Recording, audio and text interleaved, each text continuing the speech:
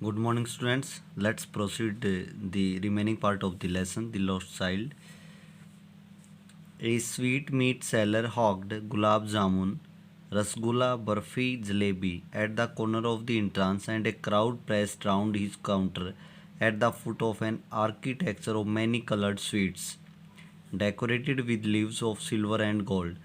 यहाँ पे ये एक जो मिठाई बेचने वाला है बेटा वो चिल्लाता है, वो कहता है गुलाब जामुन, रसगुल्ला, बर्फ़ी, जलेबी, इस तरह वो मिठाइयों के नाम लेता है। कोने पे जो प्रवेश द्वार था उसके कोने पे ही, और भीड़ वहाँ पे जमा होती है उसके काउंटर के पास, और जहाँ पे बहुत सारी रंगीन मिठाइयाँ जो लगी हुई थी, जो कि चांदी और सोने के जो पत्ते थे उनसे उनको सजाया गया था। The child stared open-eyed and his mouth watered for the barfi that was his favorite sweet. जो बच्चा था उसने अपनी मतलब आँखों से वो उनको घूरता रहा, देखता रहा, उसके मुंह में पानी आ गया क्योंकि उसे बर्फ़ी बहुत पसंद थी। यहाँ पे ये दैट का प्रयोग हुआ है, एडजेक्टिव क्लॉज है यहाँ पे। I want that barfi, he slowly murmured, वो कहता है, वो धीरे से बुड़बुड़ाया। मरमर मीन्स होता है धीरे से बुड़बुड़ाना। मैं वो बर्फ़ी चाहता हूँ। But he half knew as he begged that his plea would not be heeded, लेकिन वो इसे ये बात थोड़ी सी जानता भी था वो कि उसने प्रार्थना तो की थी, लेकिन उसकी जो प्ले है, उसकी जो याचिका है, उसकी जो प्रार्थना है, उस पर ध्यान नहीं दिया जाएगा, ही डिड नहीं की जाएगी वो। Because his parents would say, क्योंकि उसके माँ बाप उसे कहेंगे, ही वॉज ग्रीडी, क्योंकि वो लालची था। अगर वो उनसे मिठाई के लिए कहता है तो वो कहेंगे नहीं, ये तू लालची ज़्यादा, इसलिए तेरे को कोई मिठाई नहीं दिलाएंगे। तो उसे पता था कि वो उसमें जो है सकारात्मक आंसर नहीं देंगे। So without waiting for an answer he moved on, तो इसलिए बिना ही आंसर की प्रतीक्षा किए वो आगे बढ़ता गया। अगले पैसेज में देखते हैं। A flower seller hawked a garland of gulmohar, a garland of gulmohar, एक फिर फूल बेचने वाला था जो वो भी फेरी वाला बोले हम इसको, वो भी फूल गुलमोहर के फूलों की माला लिए हुए था, तो ऐसे वो चिल्ला चिल्ला कर बोल रहा था। द चाइल्ड सीम इरेजिस्टिवली ड्राउन, तो जो बच्चा था वो उस फूलों की उस माला को देखकर जो है उनके प्रति वो खींचा चला गया, वो अपने आप को रोक नहीं पाया। इरेजिस्टिवली का मतलब होता है that something that can not be stopped, जो इसको रोका न जा सके, या फिर कोई चीज़ ऐसी हो जिससे हम दूर ना जा सकें, तो उस सेंस में हम इरेजिस्टिबल का प्रयोग करते हैं। He went towards the basket, वो उस बास्केट के की ओर गया। वेयर द फ्लावर्स ले हीप्ड, जहाँ पे फूल जो है उनके ढेर लगाए हुए थे। लाई, ले, लेन, तो लाई की बेटा तीन फॉर्म होते हैं। एक लाई मीन्स झूठ बोलना भी होता है, और लाई, लाइड, लाइड होती है उसकी पास्ट टेंस, पास्ट पार्टिसिपल, और एक लाई मीन्स रखना भी होता है, लाई, ले, लेन। एक ले भी खुद एक वर्ब होती है, बेस फॉर्म, और लेड, लेड, लेड होती है, वो रखना या देना, इस तरह से उसका अर्थ निकलता है। तो इस पे ध्यान देना आपने, इस वर्ब पे। तो वो उसने देखा कि भाई उस टोकरी की ओर वो गया जहाँ पे फूल जो है ढेर में लगे हुए थे, और वो धीरे से फिर बुड़बुड़ाया, आई वॉन्ट दैट गार्लैंड, मुझे वो गार्लैंड चाहिए। But he well knew his parents would refuse two by him, क्योंकि वो अच्छी तरह जानता था कि उसके माँ बाप उसे इनकार कर देंगे। यहाँ पे देखिए बेटा इस सेंटेंस को, his parents would refuse him two by. देखो इसमें अगर ये ऐसे होता, his parents would refuse him यहाँ पे होता और फिर टू बाई होता, तो इस सेंटेंस में और इसमें अंतर आता, क्योंकि वहाँ पे फिर वो मतलब निकलता कि भी उसके माँ बाप उसे उसे स्वयं को खरीदने के लिए मना कर देंगे। लेकिन यहाँ पे क्या है कि उसके माँ बाप जो है वो उसके लिए चीज़ें खरीदने से वो जो है मना कर देंगे, इनकार कर देंगे। तो दोनों में अंतर रहता है इन दोनों सेंटेंसेस में, जब आपका हिम जो है अगर आपने पहले लगा लिया तो। दोस्त flop because they would say that they were cheap, क्योंकि वो कहेंगे कि वो सस्ते थे इसलिए वो उसको नहीं खरीदेंगे। So without waiting for an answer he mood on, इसलिए बिना वो आंसर की प्रतीक्षा के वो आगे बढ़ता गया। मूड ऑन, मूव के साथ ऑन लगाना ज़रूरी है। A man stood holding a pole with yellow, red, green and purple balloons flying from it, एक आदमी जो था वो एक पोल लिए हुए था, पकड़े हुए था, जो जिस पे पीले, लाल, हरे और बैंगनी रंग के बैलून्स जो थी वो इस पोल से उस पे जो है लटक रहे थे, झूल रहे थे। The child was simply carried away by the rainbow glory of their silken colours and he was filled with an overwhelming desire to possess them all. तो जो बच्चा था वो बेचारा उनकी जो इंद्रधनुषीय जो चमक थी, उन्हें रेशमी जो वो रंग थे, उनसे वो उनमें वो बह गया था, उनमें वो खो गया था। और वो कहीं ना कहीं एक ओवरफ्लो डिज़ायर थी। ओवरवेलमिंग का मतलब होता है ओवरफ्लो डिज़ायर। कहीं ना कहीं वो उन फूलों को अपने पास रखना चाहता था, इस भावना से, इस इच्छा से वो भर गया था। ओवरवेलमिंग मीन्स होता है अभिभूत होना या उत्प्रोत होना। इसको आप इंग्लिश में अगर बोलें तो ओवरफ्लोड भी कह सकते हैं।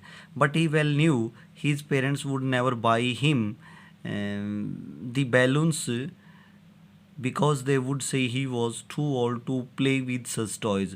परंतु वो अच्छी तरह जानता था कि उसके माँ बाप उसे ये चीज़ उसके लिए नहीं खरीदेंगे, क्यों, और कहेंगे कि वो बहुत अब बड़ा हो गया था, वो अब उन खिलौने से खेलने वाला बच्चा नहीं रहा था। तो देखो यहाँ पे इस सेंटेंस को, जब भी आप बेटा टू का एडवर्ब का प्रयोग पाते हैं और उसके बाद टू पाते हैं, तो इन दोनों की स्थितियों में हम उस सेंटेंस का नेगेटिव जो है मीनिंग लेते हैं। जैसे ही वॉज टू ओल्ड, भाई वो इतना बूढ़ा था, या आप यूँ कह लो he was so old that he can not play with, he could not play with such toys. वो इतना बड़ा था कि उन खिलौनों से खेल नहीं सकता था। यानी नोट कहीं आया भी नहीं है, लेकिन सेंटेंस जो है इन सब के बावजूद भी नेगेटिव में सेंस दे रहा है। तो इस चीज़ का आपने ध्यान रखना। So he walked on farther, इसलिए वो आगे बढ़ता गया। A snake charmer stood playing a flute to a snake which coiled itself in a basket. एक सपेरा था जो कि एक फ्लूट बांसुरी बजा रहा था एक स्नेक को, जो स्नेक जो था बास्केट में, जिसने कुंडली मारी हुई थी, कॉइल किया हुआ था, घेरा लगाए हुए था snake. Hits head raised in A graceful band like the neck of A swan. तो जो स्नेक था उसने अपना जो सिर था वो उठाए, वो उस सिर को उठाए हुए था, बड़ा अच्छा लग रहा था, और ऐसे मोड़े हुए था जैसे कोई हंस जो है वो अपनी गर्दन को मोड़े होता है, तो ऐसे ही वो भी अपनी गर्दन उठाए हुए था, यानी उसने फन फैलाया हुआ था। While the music stole into its invisible ears like the gentle rippling of an invisible waterfall. जबकि जो संगीत था, यानी उस पेरे की जो बांसुरी थी, वो उस सांप के इधर से कानों में कुछ ऐसे जा रही थी जैसे बहता हुआ, इधर से बहता हुआ जो कल कल करता हुआ जो झरना है, उसकी तरह जो आवाज़ है, वो म्यूज़िक है, कहीं ना कहीं उसके इधर से कानों में जा रहा था। वैसे स्टिल मीन्स सुराना होता है। The child went towards the snake charmer, बच्चा उस सपेरे के पास गया। But knowing his parents had forbidden him to hear such coarse music as the snake charmer played, he proceeded farther. तो उसे ये अच्छी तरह पता था उसके माँ बाप का कि उसने उनको उन्होंने उसे, फॉरबिडन का मतलब होता है मनाही करना, फॉरबेड फॉरबिडन, ये पास्ट पार्टिसिपल है की फॉर्म है।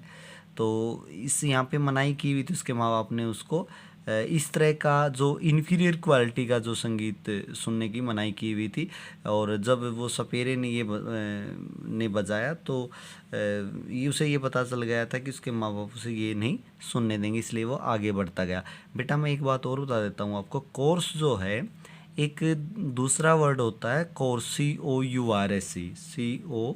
COURSE। देखो बोलने में तो दोनों ही एक जैसे हैं, but they have different meanings. ये होमोफोन्स हैं जिसमें आवाज़ एक जैसी आती है, प्रोनाउंसिएशन एक जैसी होती है, लेकिन मीनिंग्स अलग है। तो ऐसी स्थिति में देखो यहाँ पे जो कोर्स है, ये कोर्स होता है इन्फीरियर क्वालिटी को दर्शाता है, या रफ भी आप कह सकते हैं।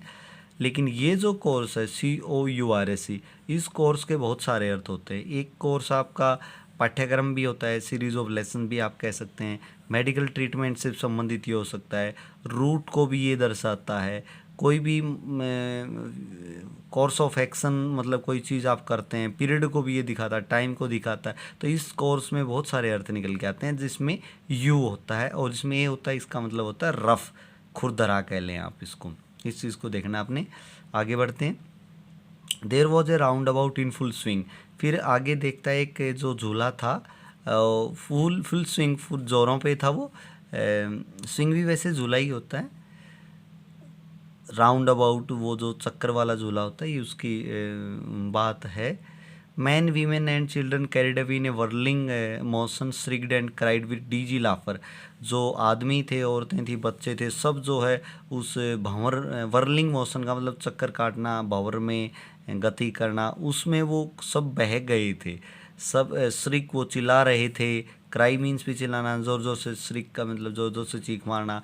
विद डीजी लाफर यानी कहीं ना कहीं वो इतना ज़्यादा हंस रहे थे कि भाई कई बार ये होता है कि व्यक्ति जब बहुत ज़्यादा हंसता है तो कहीं ना कहीं वो ऐसा लगता है जैसे वो गिर जाएगा, उसे खुद भी पता नहीं होता। तो ऐसी सिचुएशन में होता है कि भाई someone is unable to control himself और हर सेल्फ, तो वो डीजी आप कहेंगे, या गिडिंग, गिडिंग जिसमें चक्कर आ जाए हंसते हंसते, तो उस सिचुएशन में वो सब वहाँ पे थे। The child watched them intently, बच्चे ने उनको बड़े ध्यान से देखा। And then he made a bold request, फिर उसने रिक्वेस्ट की अब की बार अपने माँ बाप से। वो कहने लगा I want to go on the roundabout please father mother. वो कहने लगा मैं इस झूले पे जाना चाहता हूँ, मैं इस झूले पे झूलना चाहता हूँ मम्मी पापा, ऐसा वो कहता है। आगे देखते हैं। देयर वॉज नो रिप्लाई, यहाँ पे कोई भी उसे आंसर नहीं मिलता। He turned to look at his parents, वो अपने माँ बाप पे पीछे मतलब देखने के लिए वो पीछे मुड़ा। दे वर नॉट देयर, वो वहाँ पे नहीं होते। अहेड ऑफ हिम, वो आगे भी नहीं होते। He turned to look on either side, उसने इधर उधर देखा उन पे देखने के लिए। दे वर नॉट देयर, वो कहीं नहीं थे। ही लुक्ड बिहाइंड, उसने पीछे देखा। There was no sign of them, तो अब उनका कहीं भी कोई निशान नहीं था। A full deep cry rose within his dry throat and with a sudden jerk of his body he ran from where he stood. एक पूरी मतलब गहरी जो चीख थी वो उसके रूखे गले से उठ खड़ी हुई और अचानक झटके के साथ, जर्क मीन्स होता है झटका। He ran from where he stood, वो वहाँ से भागा जहाँ से वो खड़ा था। क्राइंग इन रियल फियर, अब वो भय में चिल्ला रहा था। Mother father, tears roll down from his eyes, जो आंसू थे वो उसकी आंखों से नीचे आए। हॉट एंड फियर्स, अब वो मतलब गर्म था, फियर्स था, भय से वो लाल था। फ्लस्ड कहेंगे, भय से लाल, भयानक कहेंगे हम इसको। वॉज कन्वल्स्ड विद फियर, वो कहीं ना कहीं अब कांप गया था। कन्वल्स्ड मीन्स होता है सिवरिंग, सिवरिंग भी कहेंगे। विद फियर, भय से वो कांप गया था। पैनिक स्ट्रिकन, अब उसे भय ने जकड़ लिया था। He ran to one side first, पहले वो एक दिशा में भागा। देन टू दी अदर, फिर वो दूसरी दिशा में भागा। हिदर एंड दीदर, यहाँ वहाँ। इन ऑल डायरेक्शंस, सभी दिशाओं में। Knowing not where to go, उसे ये नहीं पता कहाँ जाना है। मदर फादर, ही वेल्ड, वो उसने विलाप किया। यहाँ पे होता है विलाप करना, रोना, वीप भी कह सकते हैं हम। हिज येलो टर्बन केम अनटाइड, उसकी जो पीली पगड़ी उसने पहनी थी वो खुल गई। अनटाइड एक होता है यूनाइटेड, यूनाइटेड मीन्स होता है जोड़ना, और अनटाइड मीन्स होता है खुल जाना। And in clothes became muddy, और उसके कपड़े मैले हो गए। तो बेटा मेरे को लगता है कि यहीं तक आज के लिए पर्याप्त रहेगा, और अच्छी तरह से आपने इस लेसन को पढ़ना है। हर वर्ड को मैंने समझाने की कोशिश की है, साथ के साथ मैंने ग्रामर पे भी जहाँ भी मुझे ज़रूरी लगा कि जो टेंस है या नरेशन है या क्लोज की दृष्टि से जो बात बतानी चाहिए वो मैंने बताने की कोशिश की है। तो फिर भी आप इन वर्ड्स को आप देखो और समझो, और आप अपनी नोटबुक में लिख सकते हो। बाकी मैं आपको असाइनमेंट भी भेजूँगा, मीनिंग्स की भी और क्वेश्चन आंसर की भी। Thank you.